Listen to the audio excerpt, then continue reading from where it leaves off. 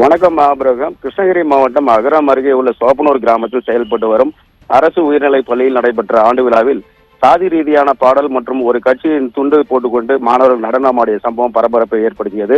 இச்சம்பவம் தொடர்பாக தலைமை ஆசிரியர் மற்றும் சுப்பிரமணி என்ற தமிழ் ஆசிரியர் மீது ஒழுங்கு நடவடிக்கை எடுக்கப்பட்டுள்ளது.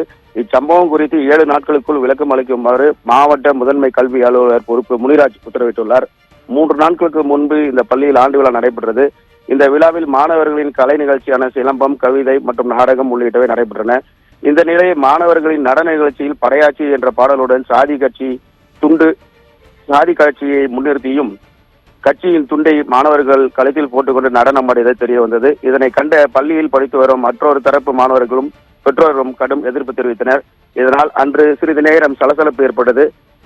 இச்சம்பவம் குறித்து கிருஷ்ணகிரி மாவட்ட முதன்மை கல்வி அலுவலர் முனிராஜ் அவர்களை தொடர்பு கொண்டு விசாரணை நடத்தினார்.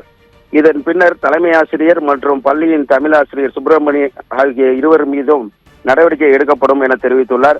அவர்கள் 7 நாட்களுக்குள் இது குறித்த அறிக்கையை சமர்ப்பிக்க வேண்டும் என்று இதன் மூலம் தெரிவித்துள்ளார். தகவலுக்கு நன்றி மணிகண்டன்.